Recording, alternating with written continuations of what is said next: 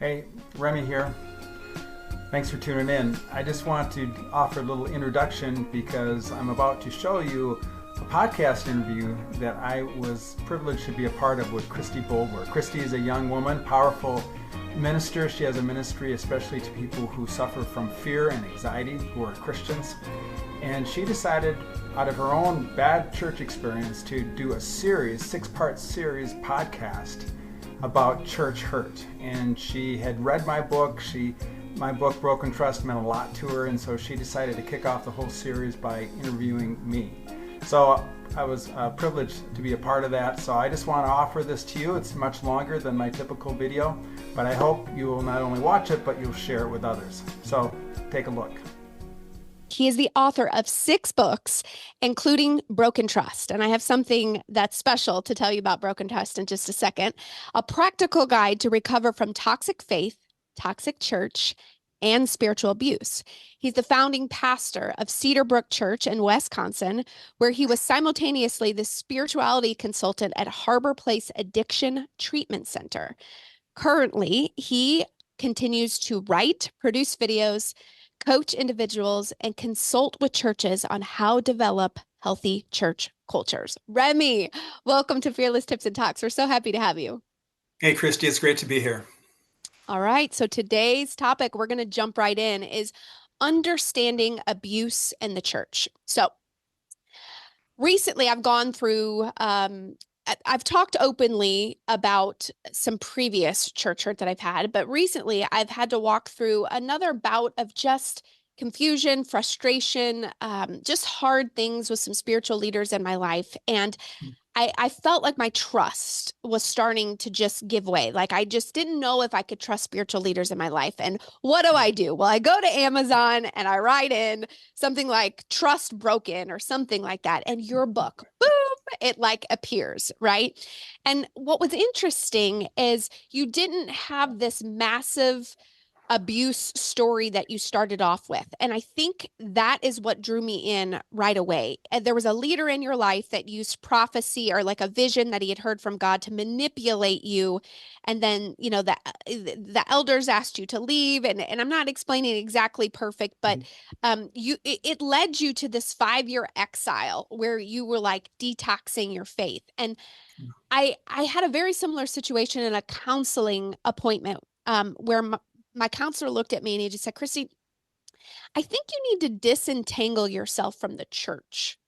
And I was like, what in the world does that mean? And it started my journey. I'm reading your book, I'm reading through it, and it really, really helped me out, Remy. And so I'm just so grateful that your book was out there and God led me to it at that time. And now I get to interview you. So tell me, what is your ministry now? Tell us what you do and how you got into it.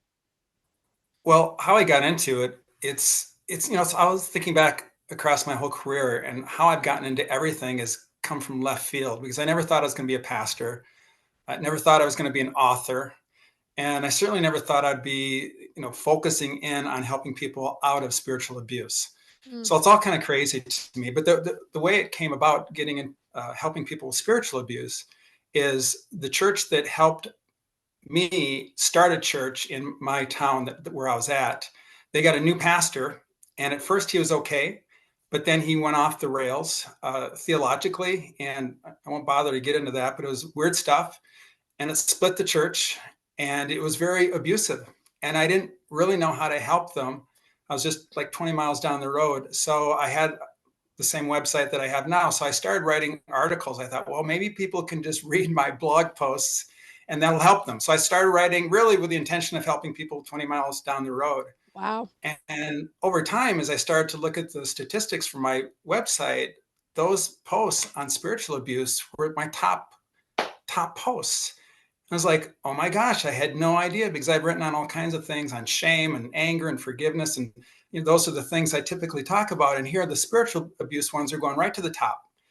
And I thought, wow, maybe I should write another book, which I didn't really want to do, because as you know, books take a lot of time. And I thought, well, I'm going to go on Amazon to see if anyone's buying these books, because if no one's buying books on spiritual abuse, I don't want to write one. And at the time, this is a few years ago, no one was writing books on spiritual abuse, and no one was buying books on spiritual abuse. So I thought, I'm going to write a book and no one's going to buy it. but I kept hearing back from people from the blog posts, the hurt. And I thought, just as a pastor, I just wanted to help them out of it. So I thought, I'm just going to do this. If the book doesn't sell, I'll just give it away to people who are writing me. And surprisingly, the book has done very well. And it's written a little bit different. I don't know if you noticed this, but it's written from a different angle. I think a lot of books on spiritual abuse are more clinical, more research oriented. And I took it more from a pastoral, meaning more of like I'm taking your hand and I'm walking you through this. I want you to, I want people to help them to understand if they're in abuse. And then if they are, what to do about it. Do I confront the situation or do I leave the situation? What do I do? So I think it's been very helpful for people um, to give them very practical advice in a time that's really, they feel very alone. So anyways, I'm no longer a pastor, but that's what I do now. I write and I help people through these different issues. Well, you've helped me tremendously with that book, and now you get That's to be great. here today, which is so awesome. And I have found too that the little bit I stick my toe out in the water and talk about the anxiety that I have felt, or the fear, or just even depression about Mhm. spiritual hurt, wounding, church hurt, people resonate with it. They talk about it, and it's why we're doing this series. So, why do you think there's such a rise in abusive behavior in church settings? Well, if you think about it, I don't think abuse has gotten any worse. It's not like suddenly it's gotten worse and pastors are going crazy. I think it's been there all along.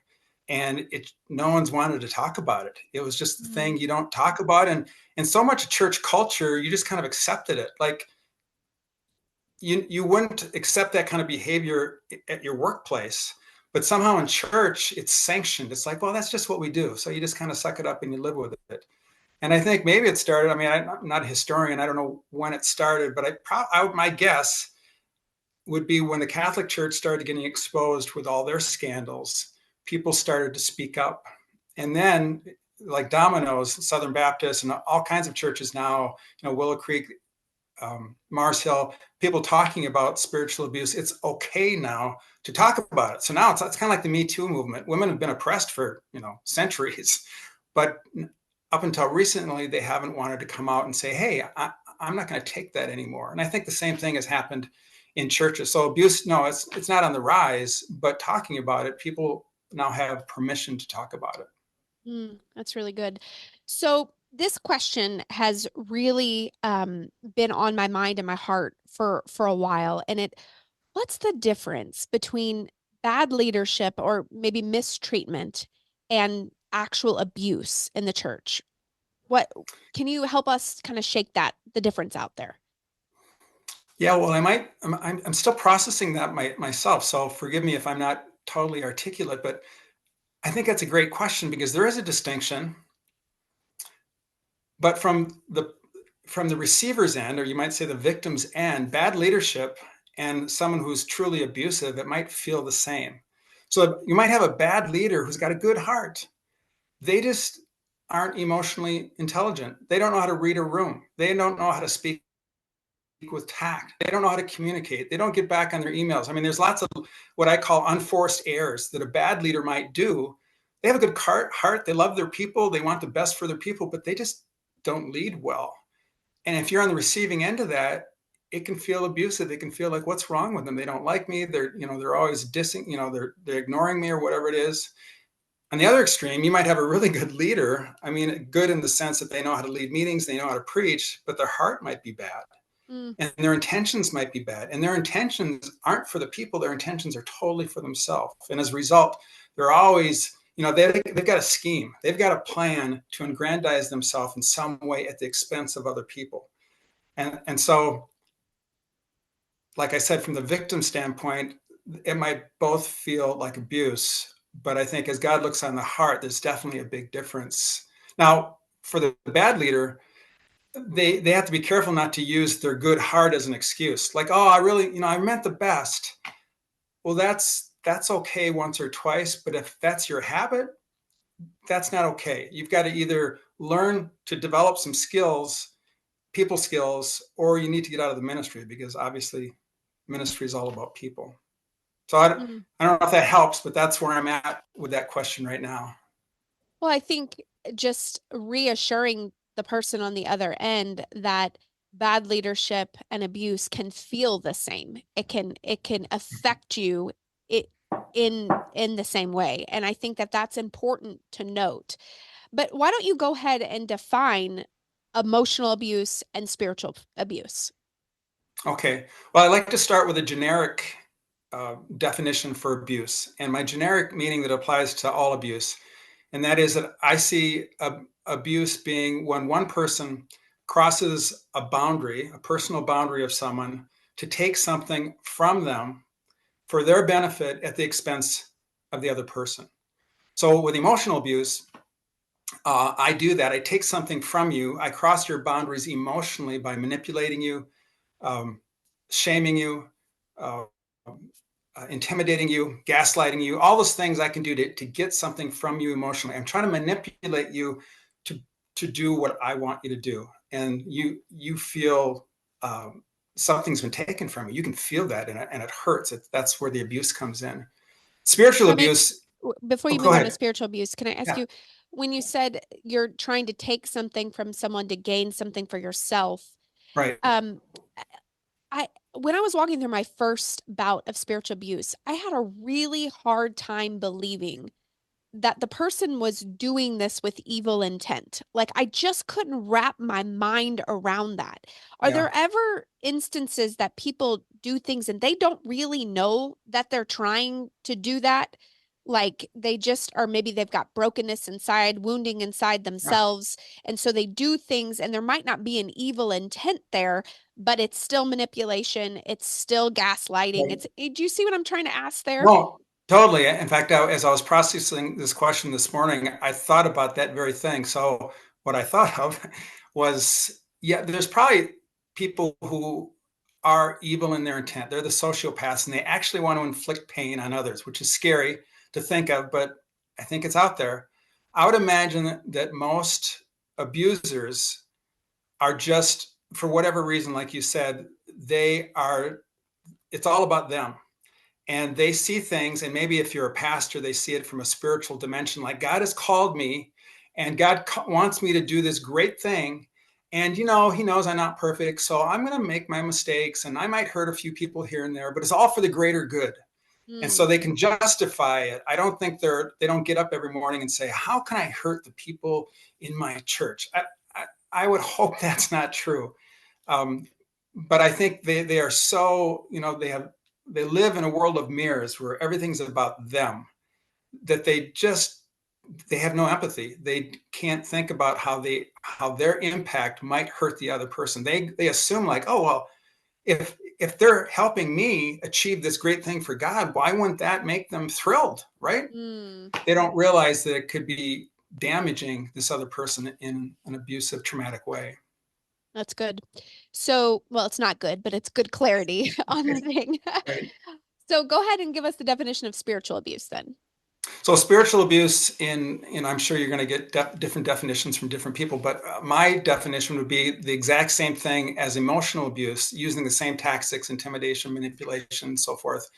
But the difference is, and this is what really jacks it up as far as the power that it holds over people, is you justify your abuse with saying, "Well, God told me." Hmm. God spoke to me. The Bible says, my interpretation is, and I've got the only right interpretation. So you have to do what I say. So emotional abuse, you might be able to say, well, they're crazy.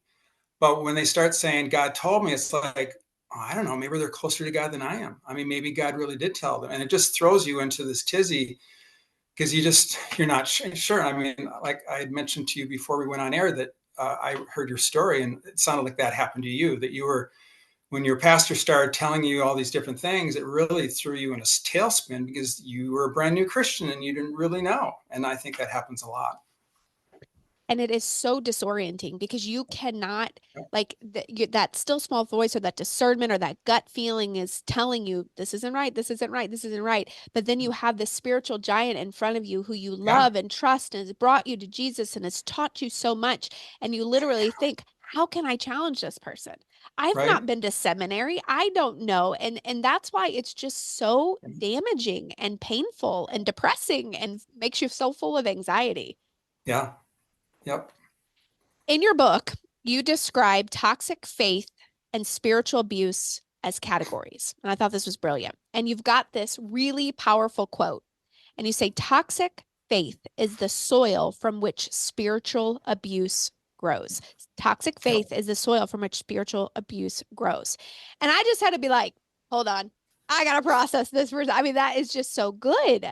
So, in terms of what's the difference between toxic faith and, spiritual abuse, and the kind of walk us through that? Yeah, well, I'm very visual, so that just help. That's I also often think things through from a visual perspective, so it helps me to distinguish the two. Toxic faith being like this soil, so there's something. I don't think they're the same thing, but you can be in a toxic environment, and typically in the church, that means it's legalistic. So you've got rules all over the place. It can be a culture of fear. Typically, a toxic culture is a culture of fear, and that doesn't necessitate abuse, but it's if the seed is in the soil, it's probably going to produce spiritual abuse. Mm. So the toxic faith is a culture, and out of that grows actions where people say, because of all these rules, I can now apply them to you and make you feel guilty if you don't live up to the rules that I'm telling you you should follow. So does So that distinction help? yes, absolutely. So you may not be in an abusive church if there's toxic faith there, but the soil isn't looking good. And if that soil doesn't get changed and the fear get removed, the legalism doesn't get removed, it's on a bad growth plan, basically. Right.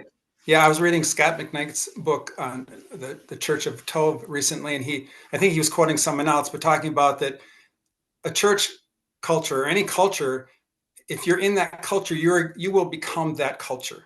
You're a product of that culture. So if the culture is toxic, you will become a toxic person because it's going to affect your thinking. You're going to start thinking like the culture thinks. And the scary thing is you don't even know it because it starts small, and over time you just absorb that toxicity, and then you start treating other people the way you've now been treated, and it all starts to seem normal, which is, like I said, scary. Yeah, Remy, I'm great. I'm so grateful you brought up that book. I actually just had the honor of interviewing Laura. Oh, Scott and Laura co-authored the book, and great. she's going to be on the series after Remy's Okay. episode. So stay tuned, Fearless Family. We've got a great series ahead of us.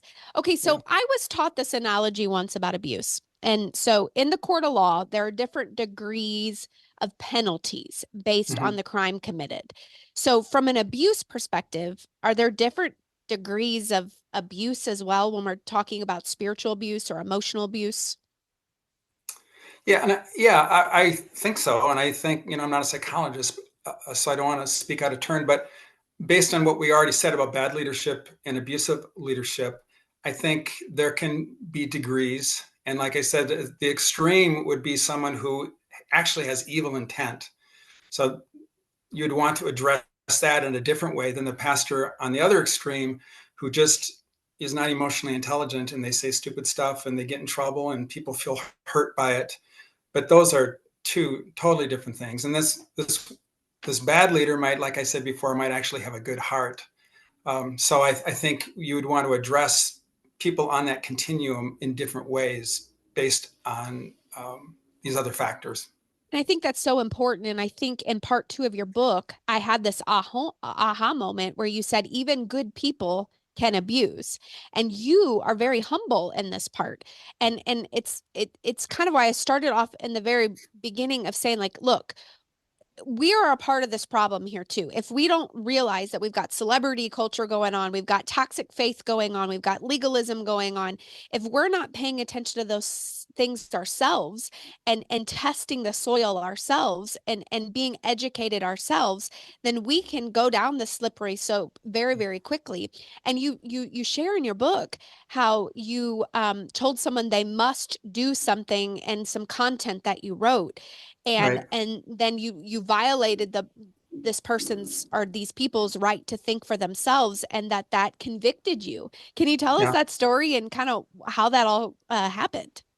Yeah, this is years ago. I think I was in my 20s at the time, but I wrote something on how to know God's will, which I thought was important. And I shared it with an elder in the church. And he said, I really liked it, Remy, but you use the word must a lot. And I said, well, what do you mean? He said, well, like when you've got all these steps to finding God's will, you'd say you must do this and you must do that. And I go, yeah, that's what people must do. And he just looked at me like, you don't get it. And I was like, I walked away. And in fact, I think I even told the pastor, like, man, that elder, he didn't even agree with me. I can't believe it. So I was just totally clueless to what he was saying. It was probably 15, 20 years later that the bell went off for me. And I go, oh, and like you said, I realized when you say you must do something, you're pretty much taking the right of choice away from someone else. In fact, even today, still, I'm very, whenever I write a sermon or write anything, I go over it numerous times to pick up on the little things because little things add to the culture, right? And so even now today, I find myself saying, I don't say must, but I'll say, you need to do this. And I'll go, no, Remy, that's kind of just a softened word for must. And so I'll often insert the word important. It's important, this trying to draw attention to something, but I want to give the person the right to make that decision if it's important for them. I don't want people to think that they have to do something because I said it. In fact, that really permeated my preaching because I probably in my earlier days, I would say must a lot. You got to do this. And after a while, I've always been a bit of a challenger, but I would say, I'm telling you what I think. I'm telling you what I see in the Bible, but you don't answer to me. I mean, I care what you do, but I'm not going to follow you around. This is between you and God. So don't feel like you have to please me by doing these things. Mm. You decide what you want to do with my message today. And I think that's a spirit of freedom and generosity that really you need to look at everything as a pastor, as a church, all your sermons, all your website content, everything. You need to look at every word because little words, especially in our Christian culture, we have these little trigger words that mean a lot more than just the one word. We have to be careful not to create a culture of expectations that people feel like, oh, if I go to that church, I guess I have to do this. Wow, that was very powerful. And I think as spiritual leaders, whether you're a pastor, executive pastor, you're a counselor, you have any type of leadership authority in someone's lives, understanding the importance of our words and what are we planting? What culture are we Yeah, planting? I think that's just a very powerful way to look at it. yeah. So I remember with my first experience in church hurt. I would say church hurt. I was very skittish in saying the word abuse. I didn't want, I don't know why. It just felt so because you could look in the church and you could see all the great things that were happening. You could see all the salvations. You could see people that were still coming to know Jesus. And you saw all the good stuff that I just couldn't bring it. I couldn't say, okay, my pastor was abusive. And so, why do you think people have such a hard time with using the word abuse inside the church? So one, I would just say that for many people, it's like spiritual abuse, those words together, it's like an oxymoron. It's like it doesn't compute. They don't know what you're talking about. A lot of people have asked me what my book Broken Trust is about. Now, the short answer is, well, it's about spiritual abuse. And they'll just kind of cock their head and go, what's spiritual abuse? And I'm like, are you kidding me? I get emails every day from people, telling me their story, and I'm just so shocked that people don't even know what spiritual abuse is. But I think it's just kind of an ignorance that it could even exist out there. So that's one thing. I think another thing is denial. That people, it's an ugly thing. Like I mentioned, the Catholic Church or the Southern Baptists or all these scandals that are out there, no one wants to admit to it. It's embarrassing. So our natural tendency is to cover it up and to deny and say, no, abuse isn't a part of this church. But kind of what you're describing is, I think, uh, there's just this disconnect. I think we're afraid to be human. I think we're afraid to admit that the church is human. Like we can have good things and bad things happening at the same time. No, everything's it's either all good or it's all bad. Oh, come on, let's be honest. We make mistakes, we do some things. I think every church probably has some toxicity in it, and if you're humble enough to admit that, you can go looking for it. But if you say, "Oh no, we're not toxic. There's no abuse going on here," well, then I think you might be set up for it because you're not. You've proven that you're not open to clean out your closets. Mm. Churches are human. I mean, and we're afraid to admit that. Yeah. That is true and very powerful. Okay, so we've explained we've explained the abuse part right here, but and someone might have light bulbs going out going, okay, I think I might be in the mistreatment category. I think I might be in the abuse category. I think I might be on the low end of the abuse. They're starting to think things through and they're going, man, I need to do something about this. I either need to confront the situation or I need to leave the situation. Mhm. And you have very, very great advice on both of those things. So if you Yeah. feel like you're called to leave, what should you do? If you feel like you're called to confront, what should you do? Yeah. So yeah, and that's what when I was talking about the book being very pastoral and very practical, I call it a practical guide that's trying to help people in those situations. So if I guess first I would recommend that people do some research on, and you did this. When I heard your story on Julie Roy's podcast, you said you had your pastor write down what he was telling you and it didn't feel right, so you took it to another pastor, I think maybe even more than one pastor, and then they told you, I think you might be in a cult. And so I think what you can do is before you just run, you could be wrong, you know there's always that possibility. So if you can somehow get some outside input, go to another pastor that you respect, or I was going to say go online, but sometimes online stuff is kind of crazy. So I don't know about that. But if you can go to someone who you consider wise, consider mature in the Lord and outside of your church, and maybe like you did, more than just one, I think that would help you discern whether or not you're in an abusive situation or not. And then if you are, the thing that I talk about in my book, and it's from my own experience, but what I did when I came out of an abusive situation, I left church for 5 years. I had no intention of leaving it for 5 years at the time.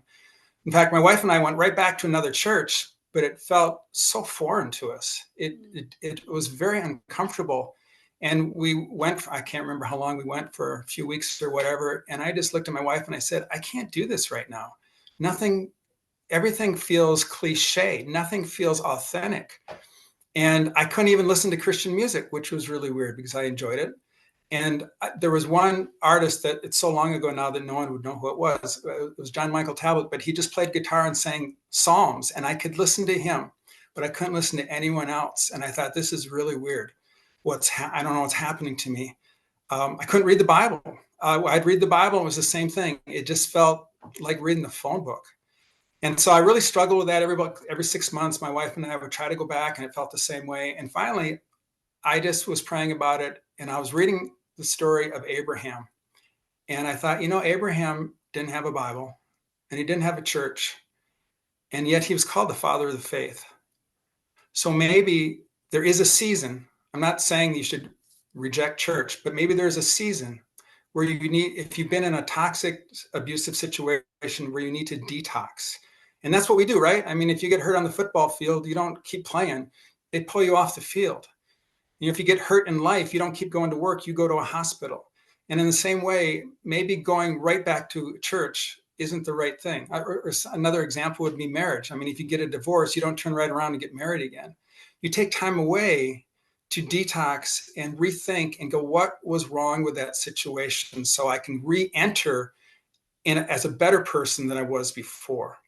So once you decide to leave, you might need to take some time. And I've had so many people tell me that they feel so guilty taking any time off, like a week off, because they've just been beat into their head that they have to go to church every week. And so when I say, well, I don't know, I took 5 years, their mind is blown. They can't imagine. They think, because they've been told that their faith is going to fall apart if they do that, and they're going to lose their salvation or some crazy thing. And it's like, well, I can't, there's no rule about this. It was 5 years for me. It might be 5 weeks for you. I don't know. It might be 10 years. I don't know. But I think you need to take the time you need to take to detoxify. So when you come back to the church, you're healthy. So that's, I mean, like you said, gave a lot of examples in the book, but those are my initial thoughts about what to do if you're going to leave the church. What if you need to confront? What do you do then? That's tougher. And in general, I would say you're you're probably not the person to confront. And what I mean by that is your pastors and your leaders, they're loaded for bear, and they might very easily chew you up and spit you out. And then you're going to get way more hurt than if you would have just left. And I've seen that in so many people. And it's like, oh my gosh, if they just would have left, that was one degree of hurt. But they challenged these people who just chewed them up and spit them out, and now they're just devastated. And some of them they give up on God. Like, why would a pastor treat me that way? And so, um, you could confront. I would say the only people I would recommend confront would be someone who is maybe in leadership in the church that has a voice, or you have some respect, some authority that will be respected. But other than that, I wouldn't venture into it. And the other thing you might want to do is contact the denomination or overseers of the church and just say, hey, I'm on my way out, but this is what's going on. I thought you should know, and maybe you can do something about it. That's a possible way. I did that in my abusive situation, and they just wrote me back and said, too bad, so sad. You got to agree with the leader, your pastor, or leave. And I went, okay, well, I guess I'm going to leave. Which just confirms your point that you had a voice in that setting and they still Right. didn't do anything Yeah. about it. And so now I'm like having this visual of the healthy culture that you're talking about. If it's an unhealthy culture and there's toxic faith and abuse and all these things going on, then your healthy seed coming in trying to fix these years of unhealthiness isn't going to do anything. And it's No. partly why it's so important that you and I have conversations for church goers to hear things like this so that they can be aware and be prepared and know what is toxic and what's not toxic and be ready to either leave or confront if God's calling you to. And Remy, I look at, my situation, and we did choose to confront, and Mm-hmm. it did not go well, and more pain and more Right. suffering came out of it. And Mm-hmm. now, will God use it all? Absolutely. But Yeah. man, my heart was mangled and broken up, and like you said, chewed me up and spit me out kind of thing. And then there was retaliation, and then there was talking behind our backs, and I mean, it was ugly. So you know, you're told Matthew 18, go to the people that have hurt you. And Mm-hmm. in these situations, it might be wise not to throw your pearls before swine. And maybe you don't go and confront. And I've not heard that advice, but you do walk that out in your book beautifully. Yeah. I think you have to. Again, it's a question that you have to wrestle with God, because I don't doubt that maybe you were called to confront, and getting chewed up and spit out might have been part of the plan. I mean, Jesus got nailed to a cross. So sometimes God calls us to do hard things, but I wouldn't assume that. I think some people think, with our optimistic eye, like, oh, I'm sure they would never have bad intent, and I'm just going to go in and they'll see it my way and everything will be different. No, it won't. And I think that's where people need to understand the power of culture, because culture is embedded and um, into the life of the church, and it's not just one thing. Like there might be one thing upsetting you about the church, it's probably like an octopus. The tentacles go throughout the church in many ways, and you're not going to be able to cut off those legs. You mentioned at the top of this podcast oppression to women, and that has been part of my story, Remy. I Yeah. am a challenger by nature, and I found at the top of our podcast before we hit record that you are an Enneagram 8 and I'm an Enneagram 8. Right. And I have vision and dreams, and I feel like God has gifted me to lead and teach and shepherd people. And that word oppression is a strong word that you said. Yeah. And the definition of that word is an unjust, prolonged treatment. And so my recent pain around church wounding has been over the debate of women in ministry. And my personal conviction is that women have been unjustly treated. They've been held back and they've been not allowed to be free to do their giftings and their talents in church settings based on some misrepresentations on several key passages in scripture. So, how would you? Women aren't the only people that have felt oppressed, but how would you advise someone feeling oppressed or held back or not feeling like they can use their giftings in a church setting? Well, it's an interesting thought to think that people in a church would feel oppressed and held back, isn't it? I mean, just a church culture should be generous. And so the thought that anyone would feel oppressed and held back is really sad to me. So even hearing your story, I mean, you're such a powerful person. And if you were in my church, I would go, oh man, how can I send money her way? How can I give people to her? What can I do to make her flourish? And to think that you were being crushed and pulled under someone else's authority is just so sad to me. So I just want to say that I'm with you on this whole idea of not oppressing women and giving people freedom. But if people feel they're in that situation, I think you need to go to the top. And again, that it's not always an easy thing to do, but I think you need to find out what the view of the church really is.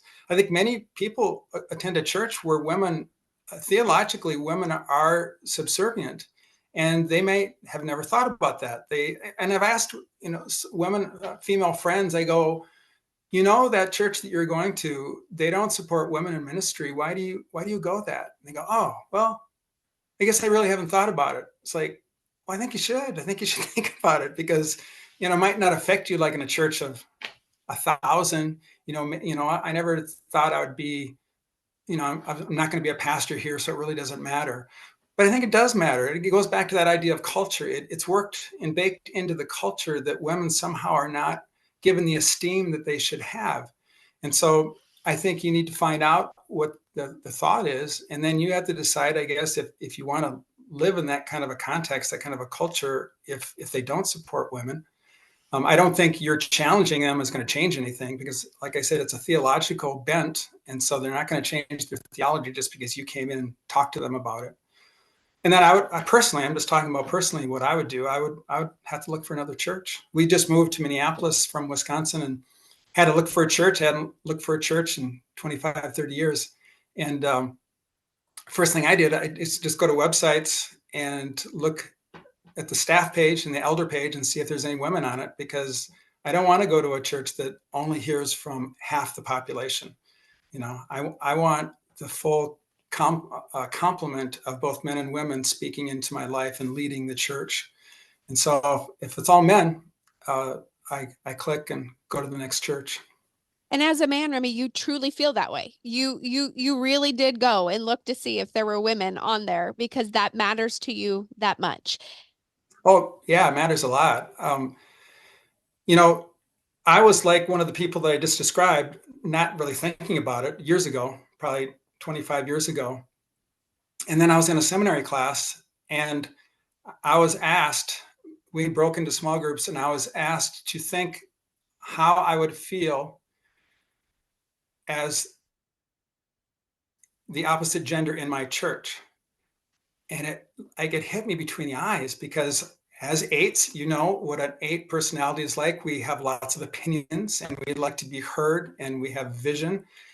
And I was always offering my opinion and vision in our church. And I thought, if I was a female, I think they would kick me out or shut me down or something. I don't think I could go to my church. And that just put me in a tailspin theologically because I had never really thought about that before. So from that time on, I changed everything about my thinking, and we left that denomination. And when I started a church, I was a part of a denomination that believed in women in ministry, but they didn't live it out. And so when I would go to pastor meetings, it was all men. And then we hired a female pastor, and I brought her to that pastor's meeting, and it felt really weird because she was the only woman. And people just assumed that she was my wife. And it's like, no, she's not my wife. But after that, we thought, we need to find a denomination where they really support women in ministry. So then we moved again, our church changed denominations, and we joined the Evangelical Covenant Church because they are very supportive of women in ministry. And so, yeah, half of our elders in our church were women. We make a point that there was always 9, so it was either 4 or 5, but they were at least 4. And then, I was the main teaching pastor on Sundays, but I would purposefully rotate women in just so people got a different perspective. So yes, it's very important to me, and it's a priority. I don't minimize that in any way. As much as I appreciate you encouraging me at the beginning of this question, I just want to encourage you because to hear a man of God champion and empower women, and having a daughter myself who I don't want to see her have to fight these same battles, I just want to thank you. I want to thank you for doing that, because the amount of anxiety and just depression I have felt about not being able to use my voice the way that God has gifted me. And I want to just put a little clarifier. When we say women in ministry, we don't mean that there are tons of churches that have women's ministries where women can lead women, and that can be a very beautiful thing. I've run a female ministry for a very long time, but what we're talking about is empowering and championing women to use their spiritual gifting of teaching, pastoring, leading inside the church. So you see women at the highest level of leadership. You see women on a Sunday morning sharing and teaching. You see women utilizing their gifts the same way that men are using their gifts from a leadership perspective. So that's what we mean about women in ministry. Remy, I'm so grateful for your perspective on all that. Yeah. My last little question here is, there are, I'm sure as you fought for women and you empowered women, you got pushback about the limiting passages about women and not being able to have authority over men, and then putting them in places of eldership or allowing them to speak on a Sunday morning. I'm sure that there were some heated conversations about that. So how do you know Mhm. when to fight for your convictions, and then just how do you about scripture? Because here's the thing, most of my brothers and sisters in Christ that believe that women can't do this, can't be leaders, can't teach in the church, can't, become pastors, they believe with their whole hearts that scripture say no, this is no, this is a no. And so Right. it's hard to challenge when you're fighting over the fact that you want to make sure that you're abiding by what scripture says. So Yeah. what's your advice in those situations? Well, I don't, that's a tough one. And I don't think that's something you can fight for. And it's not something that I don't think you're going to win that argument for the reasons that you said. They're convinced. And I've never, I think I put together some pretty good sermons and pretty good arguments, but it doesn't always convince people. And so, especially on hot topics, I just don't go there anymore. I don't try to fight it. And I think one of the best things that you can do, and research will actually back this up, I've read about this, but when you come in contact with someone who's really thinking different than you, rather than try to convince them what you believe, the best thing to do is just ask them more about what they believe. Like, really, just be curious. Like, really, that's interesting. Tell me more about that. How did you come to that decision? What were the factors in your life that made you reach that decision? And how is that playing? Just keep asking questions and asking questions. And a lot of times what will happen in that situation, people will hear themselves speak out loud, or they won't hear themselves out, like, I don't really know. I mean, I've had the answer, but I haven't had the reasoning. And so when you ask them for reasoning and they can't offer it, they feel convicted about that. So Hmm. if you want someone to change their mind, that's the best way to help them change their mind, is get them talking about why they believe what they believe. But as far as fighting over things like that, it's just like, you be you. I'm not going to change that. the thing that really helped me, there was a number of things, but I remember I was in a Bible study once with other leaders, and I was at a Lutheran church, and there was a woman there. She wasn't a pastor, but she was kind of like a lay pastor. And of all the pastors in that room, she was the most insightful. She, uh, I considered her the most spiritual, and I learned so much from her. And I thought, wait a minute, how can? And this was before I had made the big change. I thought, if women aren't supposed to be leaders, if women aren't supposed to teach men, how come I'm learning so much from this woman? And I think that's what's got to happen for other men or who hold this position. You just pray for them, and maybe they'll have the same experience that I had. They'll come under the teaching of, by mistake. They probably didn't plan on it, but by mistake, they come under a teaching of a woman, and they go, "Oh my gosh, that that makes me really think." I got a lot. God really spoke to me through that woman. The woman that we had on staff at the time at my church, she was a very powerful leader, and I know she persuaded a lot of people in our church to convert to believing that women should be in ministry, because up until that time they just hadn't seen any women in ministry. And here she comes on the scene, and she was a great preacher, and as a result, people thought, "Oh, I can follow her as a pastor," and so that just made me really happy. So I think you have to experience a good uh, leaders who are female. And I think you're a great example. That's why I'm excited to meet you, because you come across as a strong leader, and I'm excited for how you impact people. And I'm sure other men will see that and they'll go, "Oh, I could listen to her. I could follow her." Thank you, Remy. I appreciate that. Yeah, So I want people to be able to get a hold of you. If yeah. anything we've said today resonates, maybe there's a church leader that's listening, and you don't even have to be a church leader, right? Like can you coach people that are walking through, church hurt or church wounding, church anxiety as well? Or is it specifically just to church leaders? No, I work with both, and you can go to my website. It's just Reading Remy. So reading like you're reading a book, readingremy.com.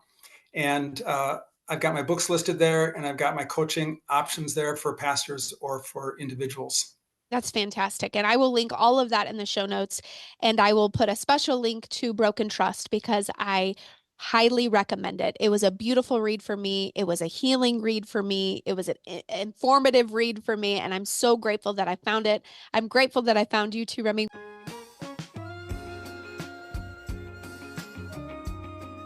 Well, there you go. I hope you found that interview helpful to you. I'd really appreciate it if you would like this. Even better if you would share it with someone else. And if you haven't subscribed yet, please do that. But we'll see you on the next video. Bye-bye.